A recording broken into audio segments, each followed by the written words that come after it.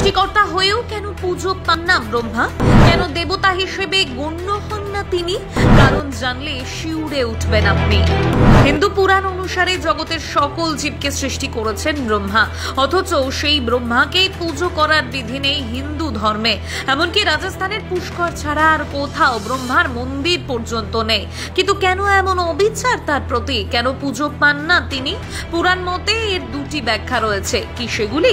জানতে অবশ্যই দেখুন সম্পূর্ণ এই ভিডিও। পুরাণ মতে দেবী সরস্বতী ব্রহ্মার কন্যা, কিন্তু পিতা ব্রহ্মা তার রূপে কামাসক্ত হয়ে সঙ্গমে উদ্যত হন।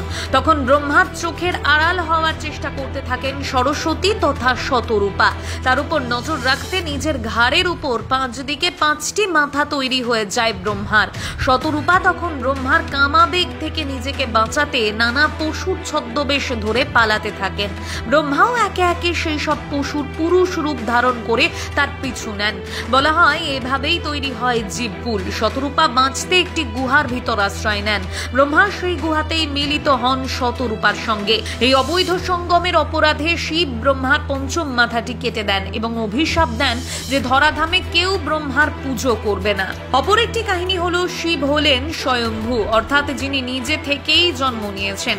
এছাড়া বলা হয় শিবের আদি অন্ত কিছুই নেই। একদা শিব তার জ্যোতির্লিঙ্গ দর্শন করিয়ে ব্রহ্মা এবং বিষ্ণুকে তার শুরু এবং শেষ খুঁজে আসতে বলেন।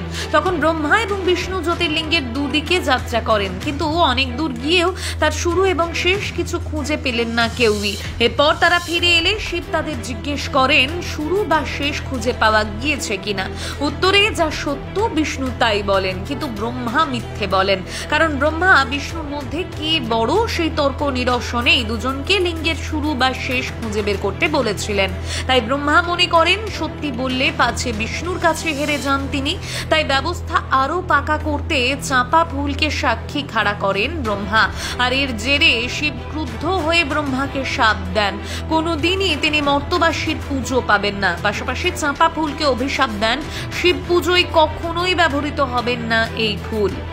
অন্যদিকে বিষ্ণু সত্যি বলায় শিব তাকে বর দেন, জগৎ যতদিন থাকবে ততদিনই যে কোনো দেবতার পুজোর ভাগ পাবেন বিষ্ণু। তবে পুরাণ বিশেষজ্ঞরা বলছেন সাধারণ মানুষের শ্রদ্ধা সেই সব দেবতাদের প্রতি বেশি থাকে যারা সাধারণত তাদের শক্তিমত্তার জন্য বিখ্যাত। শিব তার প্রলয় নৃত্যের জন্য বিখ্যাত, বিষ্ণু পরিচিত তার সুদর্শন চক্রের জন্য, দুর্গা ও কালীও শক্তির দেবী হিসাবে আরাধ্য। আবার কেউ কেউ বলে থাকেন এইসব দেবদেবীদের সাধারণ মানুষ ভয় পায়, তাই এদের পুজো করা হয়। তবে কারণ যাই হোক না কেন, ব্রহ্মা সত্যিই তেমন ভাবে পূজিত হন না। Bureau report, live Bharat.